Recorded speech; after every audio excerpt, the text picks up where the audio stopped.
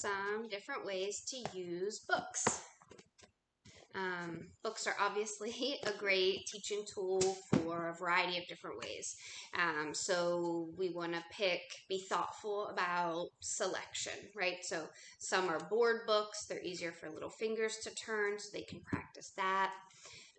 Others are, regular page turning books if you're like regular paper pages. We've got hardbacks and then paperbacks. We want to be intentional about the type of book, but also the length of the book, the content of the book.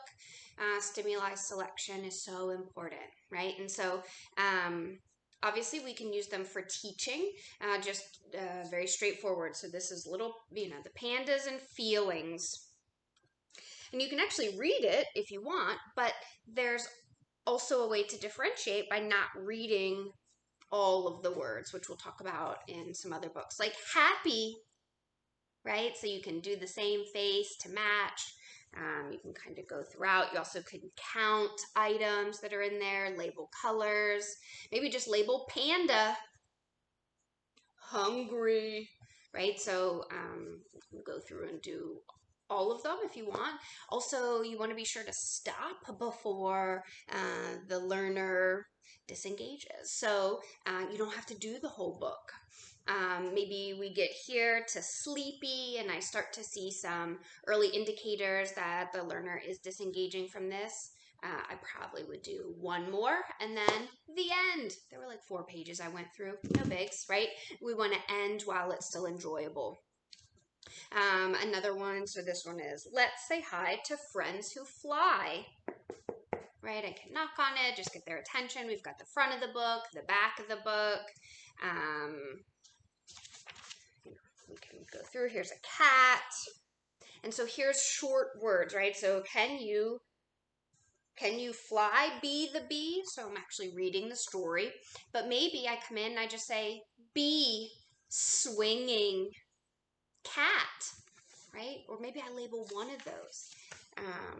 Maybe I read the whole thing and I say, go, be the bee. And then maybe I ask a question. Who is flying? Or what is flying, right? Now I'm working on some intraverbals. What is the bee doing? The bee is flying.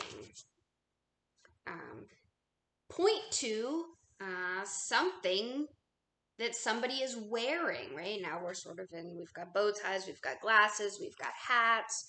What sound does this character make, right? And maybe I don't read the book at all. I just use the images as stimuli to work on other things, right? Maybe I read it once through and I ask the learner to tell me about the book and see sort of what comes up for them. We can also use books to teach, again, we've had feelings, round is a tortilla, and so this can be a way to look at shapes that aren't just on a card. So you can look at, let's see, what is this one? So like round, like the bell. So sort of greater discrimination here. This is round, and maybe the learner has been learning other round things. So again, the book, round like a tortilla. This is all about different things that are round. Then maybe after you read the book, you go on a hunt throughout the clinic or the learning environment and collect other things that are round. So we're connecting the book to the learning environment.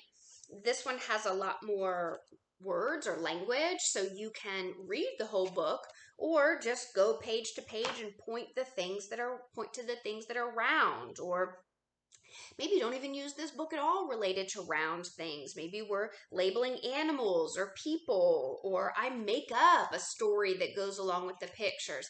Maybe the learner can make up a story that goes along with one picture, right? Tell me what's happening in this picture. The man is ringing a bell. Then an extinction activity might be, tell me what he did before he rang the bell. Tell me what he might do after he rings the bell. There's different ways, again, to extend even the contents. Like this one that was about the different, well, Sleepy's not a great example, but angry. Tell me a time you were angry, or what makes people angry, or show me your angry face, or let's make up a story about being angry. So there's so many different ways that we can use books for learning on the content that's sort of concretely in there. We can also extend, right? So raise the ceiling of different things that we can work on. We also can drop the basal, right? Drop the information to fit a variety of different learners. So take homes, you don't have to read the whole book. Hell, you don't have to read the book at all. You can just label things as you go through it. You can connect content in the book to things happening in the learning environment, and being intentional about the books that we select. And even if the learner picks the book, and let's say they pick a book that you wouldn't think would be the best fit for them, that's an opportunity for you to flex your own skills and find a way to make it fit.